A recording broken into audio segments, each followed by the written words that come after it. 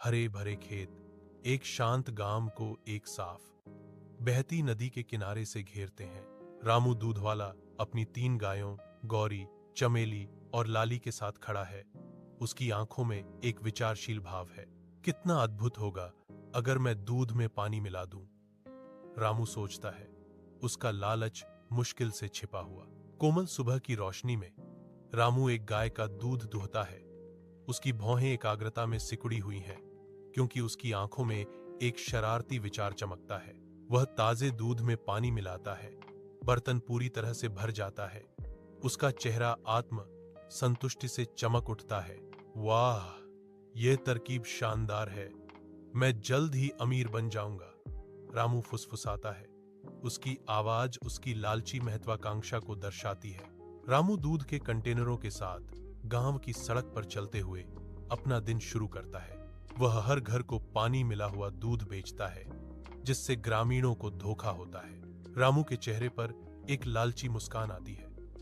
आज तो खूब कमाई हुई। उज्जवल गांव के सूरज के नीचे रामू दूधवाला अपनी यात्रा शुरू करता है। भारी दूध के डिब्बे हर कदम के साथ झूलते हैं। वह हर घर को शुद्ध दूध का आश्वासन देता है, एक वादा जो मुश्किल से उसकी आंखों में चालाकी भरी चमक को छुपाता है। रामू के चेहरे पर एक चालाक मुस्कान आती है, जो उसके सरल मुखौटे के नीचे बन रहे बेईमान इरादे को धोखा देती है। अपनी रसोई की धुंधली रोशनी में रामू खड़ा है। उसकी छाया लंबी होती जा रही है, क्योंकि वह दूध मिलाता है। घड़े के बाद घड़ा पानी दूध को पतला करता है। उसकी आंखें लालच से चमक रही हैं। तेजी से अमीर बनने के सपने उसके दिमाग में छा जाते हैं। नैतिकता धुंधली पड़ जाती है, क्योंकि वह अपनी चढ़ाई की कल्पना करता है। सूखे गांव के चौक में महिलाएं इकट्ठा होती हैं। उनके चेहरे झुलसा देने वाली धूप में गहरी चिंता को दर्शाते हैं। यह दूध, यह अच्छा नहीं है, दही जमेगा नहीं। उनकी धीमी आवाजें रामू के दूध को लेकर बढ़ती चिंता व्यक्त करती हैं। हमें रामू से बात करनी चाहिए, उसे समझने की जरूरत है। निराशा उनकी आंखों में भर जाती है जब वे उसके घर की ओर देखते हैं। तेज धूप में रामू अपने हरे भरे खेत में खड़ा है, जो अपनी स्वस्थ संतुष्ट गायों से घिरा हुआ है। वह उन्हें प्यार से ताजी घास और अनाज देता है। उसका चेहरा वास्तविक हार्दिक मुस्कान से जगमगाता है। मैं इन गायों की वजह से बहुत खुश हूं, रामू गर्व और आभार से भरी आवाज में घोषणा करता है। रामू बैठता है, ध्यान से अपने पैसे गिनता है। उसका माथा विचार में सिकुड़ जाता है। अगर मैं गायों को कम खिलाऊं तो मैं और भी पैसे बचा सकता हूं। रामू अपने हिसाब किताब में खोया हुआ बड़बड़ाता है। यह सही नहीं है रामू, हमें गायों की देखभाल करनी चाहिए, उसकी पत्नी कहती है।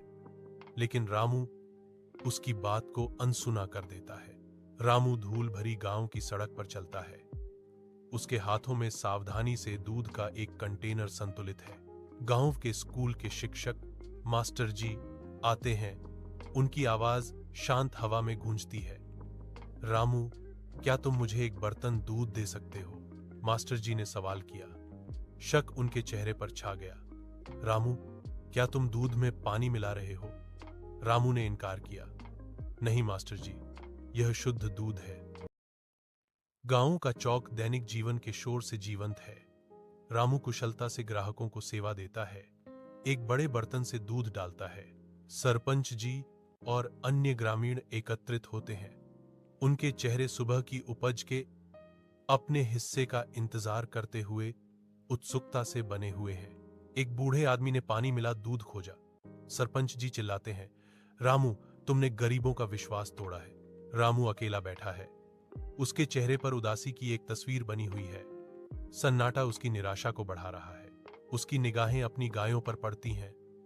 पछतावे की एक लहर उसे धो जाती है, क्योंकि उसके लालच का बोझ भारी पड़ता है। उसके अंदर एक संकल्प मजबूत होता है, एक प्रतिज्ञा के साथ चुप्पी तोड़ता है। मैंने लालची होकर बहुत बड़ी गलती की, अब मैं इसे ठीक करूंगा। 1 महीने बाद रामू गांव के चौक पर लौटता है। उसकी गाड़ी दूध से भरी हुई है। उसका चेहरा उम्मीद से भरा हुआ है। ग्रामीण उसे सावधानी से देखते हैं। चेहरे संदेह से छायांकित हैं। उनकी चुप्पी संदेह से भरी हुई है। मैंने अपनी गलती सुधार ली है, रामू डिक्लेयर्स। अब मैं हमेशा ईमानदारी से दूध बेचूंगा। I will always sell milk honestly.